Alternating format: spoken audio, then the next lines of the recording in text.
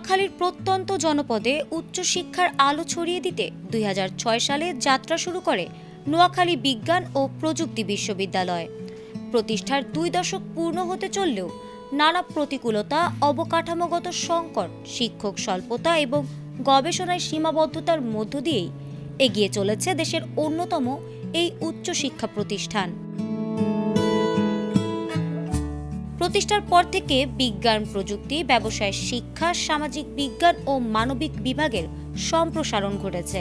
বর্তমানে হাজারো শিক্ষার্থী দেশের বিভিন্ন প্রান্ত থেকে এসে এখানে উচ্চ শিক্ষা গ্রহণ করছে। জাতীয় ও আন্তর্জাতিক পর্যায়ে গবেষণা, উদ্ভাবন এবং একাডেমিক সাফল্যের মাধ্যমে বিশ্ববিদ্যালয়টি ইতোমধ্যে নিজস্ব অবস্থান তৈরি করেছে। তবে আবাসন সংকট, আধুনিক গবেষণাগারের সীমাবদ্ধতা, নতুন ভবনের প্রয়োজনীয়তা এবং পর্যাপ্ত অর্থায়নের অভাব দীর্ঘদিনের চ্যালেঞ্জ হিসেবে রয়ে গেছে। এসব সংকট কাটিয়ে উঠতে নতুন প্রশাসনের প্রতি প্রত্যাশা শিক্ষক শিক্ষার্থী সবার। আমি গত 4 বছর থেকে এখানে আছি, বাট আমার হচ্ছে যে গত 4 বছর এক্সপিরিয়েন্স থেকে কিছু জিনিস আমি ফিল করছি, সেটা হচ্ছে যে আমাদের যে আবাসিক অবস্থাটা সেটা মানে পূর্ণাঙ্গ না। যদিও ধীরে ধীরে হচ্ছে যে ওরা সংকটটা ঠিক করার চেষ্টা করতেছে, বাস সংকট সেটা ঠিক করার চেষ্টা করতেছে, বাট ওভারঅল হ্যাঁ, এটা হচ্ছে যে আমাদের রিসার্চের জন্য একটা ভালো আমরা বলতে পারি। আমাদের অনেক সুযোগ সুবিধা দিচ্ছে রিসার্চের জন্য, ইভেন কি আমাদের কিছু বাজেটও দেওয়া হয় রিসার্চের জন্য, আমরা কিছু হিট প্রজেক্টও পাইছি। তো ওভারঅল বলতে পারি যে আমাদের সামনে হচ্ছে যে আরও কিছু ভালো আমরা পাবো এবং একটা পূর্ণাঙ্গ ইউনিভার্সিটিতে এটা হচ্ছে যে গঠিত হবে এবং আমরা আরও ভালো কামনা করতেছি আমাদের ইউনিভার্সিটির জন্য।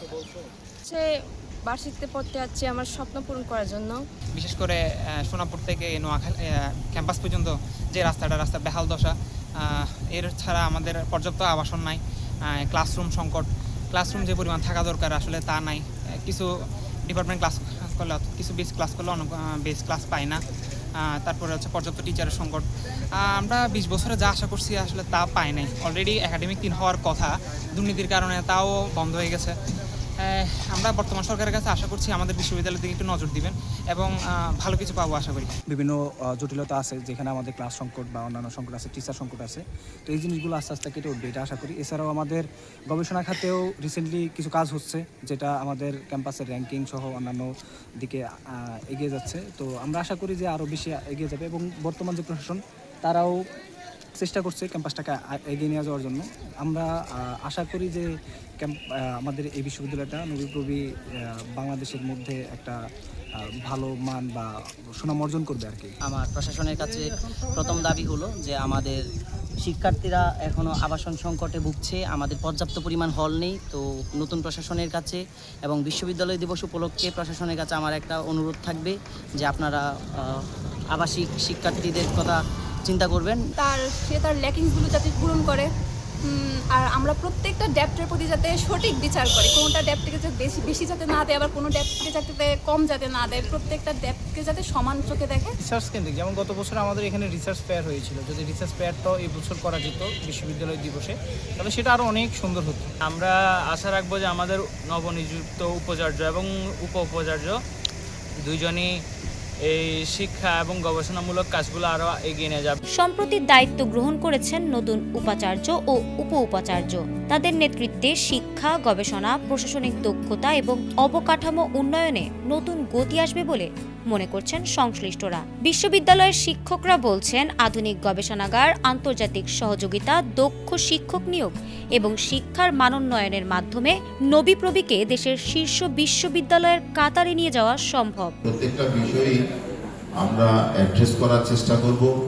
আপনারা এই বিশ্ববিদ্যালয়ের অতীতে বিভিন্ন ধরনের সমস্যার কথা আপনারা বলেছেন। এই সমস্যাগুলোর মধ্যে আপনারা জানেন অবকাঠামোগত সমস্যা আছে, হলের সমস্যা আছে, এখানে শিক্ষক সংকট আছে, ক্লাসরুম সংকট আছে, এখানে ট্রান্সপোর্টের সমস্যা আছে এবং আমাদের বিভিন্ন স্টেক হোল্ডার বিভিন্ন অনেক ধরনের তাদের যে প্রয়োজনগুলো, সেই প্রয়োজনগুলো তারা উত্থাপন করেছেন। আমি যে মত বিনিময় সভাগুলো করেছি সেখান থেকে আমি নিয়েছি বিষয়গুলো, আমরা আস্তে আস্তে করে সেগুলো সমাধান করার চেষ্টা করব। গবেষণা ভিত্তিক শিক্ষা, উদ্ভাবন এবং আন্তর্জাতিক সংযোগ বাড়াতে পারলে নবীপ্রবী শুধু বাংলাদেশের নয় বৈশ্বিক অঙ্গনেও গুরুত্বপূর্ণ অবস্থান তৈরি করবে। সবুজে ঘেরা ক্যাম্পাস, মেধাবী শিক্ষার্থী, তরুণ গবেষক এবং সম্ভাবনাময় একাডেমিক পরিবেশ সব মিলিয়ে নবিপ্রবি এখন নতুন স্বপ্নের পথে। নবাগত প্রশাসনের নেতৃত্বে শিক্ষা, গবেষণা ও অবকাঠামো উন্নয়নের সমন্বিত পরিকল্পনা বাস্তবায়িত হলে বিশ্ববিদ্যালয়টি একদিন বিশ্বমানের উচ্চশিক্ষা প্রতিষ্ঠানে পরিণত হবে বলে আশাবাদী শিক্ষক, শিক্ষার্থী ও সংশ্লিষ্ট সবাই। নোয়াখালী বিজ্ঞান বিশ্ববিদ্যালয় এখানে 20 বছর প্রতিষ্ঠা হলো যে অবকাঠামো উন্নয়ন এবং শিক্ষার মান উন্নয়ন এবং ছাত্রছাত্রীদের আবাসন সংকট এবং শিক্ষকদের থাকা সংকট এবং যে গবেষণাধর্মী যে দরকার ছিল সেগুলো এখনও পূর্ণাঙ্গ হয়নি। তাছাড়া জেলা শহর থেকে এটা 8-10 কিলো দক্ষিণে হওয়ার কারণে এখানের যে যাতায়াত ব্যবস্থা, রাস্তা, সেই সড়কটি এখনও পূর্ণাঙ্গ সংস্কার হয়নি। 2 দশকের নানা চ্যালেঞ্জ ও সীমাবদ্ধতা পেরিয়ে নতুন সম্ভাবনার দোরগোড়ায় দাঁড়িয়ে আছে নোয়াখালী বিজ্ঞান ও প্রযুক্তি বিশ্ববিদ্যালয়। শিক্ষা, গবেষণা ও অবকাঠামোগত উন্নয়নের ধারাবাহিকতা বজায় থাকলে দেশের গণ্ডি পেরিয়ে আন্তর্জাতিক অঙ্গনেও উজ্জ্বল অবস্থান তৈরি করবে এই প্রতিষ্ঠান।